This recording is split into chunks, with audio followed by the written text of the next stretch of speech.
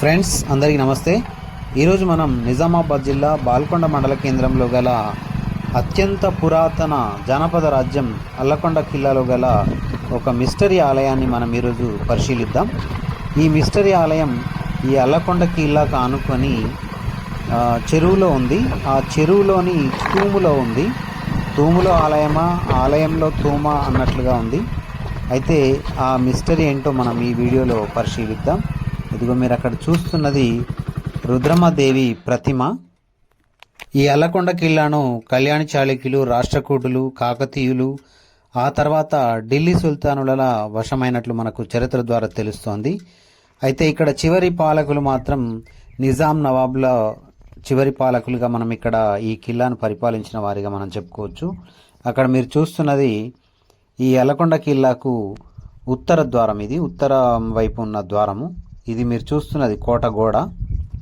ఈ కిల్లా సుమారు 49 ఎకరాల 27 గుంటలుగా చరిత్ర ద్వారా తెలుస్తోంది ఈ కిల్లా యొక్క విస్తీర్ణము. అయితే మీరు ఈ చెరువులో ఒక మిస్టరీ ఆలయాన్ని మనం ఈరోజు ఈ వీడియోలో పరిశీలిద్దాం. మనం అక్కడ రుద్రమదేవి విగ్రహం దగ్గరికి వెళ్దాం. ఇక్కడ ఉన్న రుద్రమదేవి విగ్రహము అలాగే వరంగల్ కిల్లాలోని రుద్రమదేవి విగ్రహము అచ్చుగుద్దినట్లుగా రెండు ఒకే విధంగా ఉంటాయి. నా అంచనా ప్రకారంగా మహమ్మద్ బిన్ తుగ్లక్ 1323 సంవత్సరంలో కాకతీయ సామ్రాజ్యంపై దండయాత్రకు వెళ్తూ ఇందూరు మీదుగా, అంటే ఇక్కడ బోధన్లోని ఇంద్రనారాయణ ఆలయాన్ని డిస్మాంటిల్ చేసి ధ్వంసం చేసి ఆ తర్వాత ఇందూరు మీదుగా అలాగే అల్లకొండ కిల్లాను ధ్వంసం చేసి అల్లకొండ కిల్లాను తుగ్లక్ల వశం చేసుకొని ఆ తర్వాత ఇక్కడ నుండి కాకతీయ సామ్రాజ్యంపై దండయాత్రకు వెళ్ళినట్లుగా నా అంచనా, నా వ్యక్తిగత అంచనా. ఎందుకంటే ఇక్కడ ఆలయంలో ఇక్కడ కిల్లాలోని గోడలపై నిర్మించిన ఆనాటి కాకతీయుల ఆనవాళ్లు మనకు స్పష్టంగా ఆ నిర్మాణంలో, ఆ కోట నిర్మాణంలో మెర్జ్ చేశారు. సో దాన్ని బట్టి మనం ఒక అంచనాకు రావచ్చు. ఇక్కడ చూడండి, రుద్రమాదేవి విగ్రహం చూడండి. ఆ బాణాన్ని వదులుతున్నట్లుగా ఉన్న విగ్రహము సేమ్ విగ్రహం అక్కడ కూడా ఉంటుంది వరంగల్ కిల్లాలో. ఇదిగో ఇప్పుడు మీరు చూస్తున్నదే ఆ మిస్టరీ ఆలయము. ఇది అంటే పురాతన ఆలయమా లేదంటే అక్కడ పడిపోయిన శిలలను తీసుకొచ్చి ఆ చెరువు నిర్మాణంలో వినియోగించారా అనేది మాత్రం స్పష్టత లేదు. కానీ ఆలయం ఉన్నట్లు, ఆ ఆలయ గర్భాలయం ద్వారా నీరు ప్రవహిస్తున్నట్టుగా మనకి ఇక్కడ కనిపిస్తుంటుంది. ఆ ఆలయంలో ఆ కాకతీయుల కాలం నాటి శిలలు మెర్జ్ చేశారు దాంట్లో. మీరు అక్కడ ఏనుగు గుర్తులతో కూడిన శిల చూడండి. అది స్పష్టంగా మనకు అర్థమవుతుంది కాకతీయుల కాలం నాటి శిల. అది ప్రతాపరుద్రుని కాలంలో చివరి దశలో, నిర్మాణ దశలోని శిలా విగ్రహాలని చెప్పేసి మనకు స్పష్టంగా అర్థమవుతుంది. ఎందుకంటే ఇక్కడ డిచ్పల్లిలో రామాలయం నిర్మాణంలో ఇలాంటి శిలలే వాడారు. సో అలా ప్రతాపరుద్రుడు బందీ అవడంతో ఈ శిలలన్నీ నిర్మాణ దశలోనే ఆగిపోయినట్లుగా నాకైతే అర్థమవుతుంది. ఆ ప్రతిమలు చూడండి, ఆ పిల్లర్స్ పైన ఆ నగిశీలు, చెక్కిన నగిశీలు మనకు స్పష్టంగా ఏర్పడుతున్నాయి చూడండి. ఆ మధ్యలో, అంటే ఈ ఆలయం మధ్యలో నుండి తూము ఏర్పాటు చేశారు. అది తర్వాత కాలంలో ఏర్పాటు చేశారా లేదంటే ఇక్కడ ఆలయం ఉన్న ప్రదేశం నుండే దాన్ని చెరువును ఏర్పాటు చేసి తూము ఏర్పాటు చేశారా అనేది మాత్రం మనకు స్పష్టంగా తెలియట్లేదు. అలాగే ఇక్కడ నుండి సొరంగ మార్గం ద్వారా నీటిని అక్కడ అత్తాకోడల బావిలో ఉన్న సొరంగ మార్గానికి దీన్ని ఏర్పాటు చేశారా అనేది కూడా స్పష్టత లేదు. అలాగే మరో వాదన కూడా ఉంది. ఇక్కడ ఉన్న ట్రెజరీ, అంటే రహస్య నిధికి ఒక మార్గాన్ని ఏర్పాటు చేశారని కూడా ఒక వాదన ఉంది.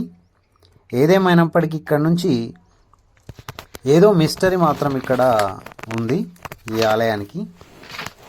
ఇప్పుడు మనం ఆ కిందికి దిగి చూద్దాం లోపల ఎలా ఉందో చూడండి. ఇక్కడ ఈ గర్భాలయానికి ఆ ద్వారపాలకులు కూడా ఉన్నారు చూడండి, మీరు గమనించండి. అయితే ఈ గర్భాలయం అయితే ఎక్కడైతే ఉంటుందో మధ్యలో, ఆలయానికి మధ్యలో ఆ ప్రదేశంలోనే ఆ తూము ఏర్పాటు చేశారు, నీరు వెళ్ళేందుకు ఏర్పాటు చేశారు. చూడండి, ఆ ఆలయానికి గర్భాలయానికి ప్రధాన ద్వారంలోనే ఆ నీరు వెళ్తుంటుంది. ఆ పైన చూడండి శిల, అది లేటెస్ట్ శిల, అంటే దాదాపుగా ప్రతాపరుద్రుని కాలంలో అది అని భావించవచ్చు మనం, కాకతీయుల శిల అది. ఎందుకంటే అంత స్మూత్ వర్క్ ప్రతాపరుద్రుడు బందీ అయినప్పటిదే అయి ఉంటుంది.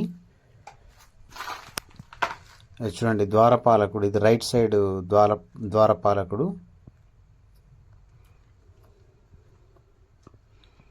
అది లెఫ్ట్ సైడ్. ఇక్కడ లెఫ్ట్ సైడ్లో ఉన్న ద్వారపాలకుడు చూడండి. అయితే ఈ ఆలయం నుండి సొరంగ మార్గం గుండా కిల్లా మధ్యలో ఉన్న ట్రెజరీ విభాగానికి మార్గం ఉందని చెప్తున్నారు. నిధి ఉన్న ప్రదేశానికి మార్గం ఉందని చెప్తున్నారు. రహస్య నిధి ఉన్న ప్రదేశానికి మార్గం ఉందని చెప్తున్నారు. ఈ కిల్లా మధ్యలో భూ అంతర్భాగంలో ఈ రాజ అంతఃపుర నివాసాలు ఉన్నట్లుగా ఇక్కడ ఒక వాదన ఉంది. ఈ రహస్య మార్గాల ద్వారా అక్కడికి వెళ్లేందుకు ద్వారాలు ఉన్నట్టుగా కూడా చెబుతున్నారు. అవి మనకు స్పష్టమైన ఆధారాలు లేవు, కానీ సొరంగ మార్గాలు మాత్రం ఉన్నాయి. అవి ఎక్కడి వరకు ఉన్నాయనేవి త్రవ్వకాలు చేపడితే మాత్రం స్పష్టంగా దొరికే అవకాశం ఉంది. ఎందుకంటే దక్షిణ భారతదేశంలో ఆనాడు, అంటే సుమారు 1000 ఏళ్ల క్రితమే ఇది ఒక అగ్రరాజ్యము దక్షిణ భారతదేశంలో. కాబట్టి దీన్ని మనం ఈ అల్లకొండ కిల్లాను తక్కువ అంచనా వేయడానికి వీల్లేదు. చూడండి, ఎంత స్పష్టమైన శిలలు ఉన్నాయి చూడండి.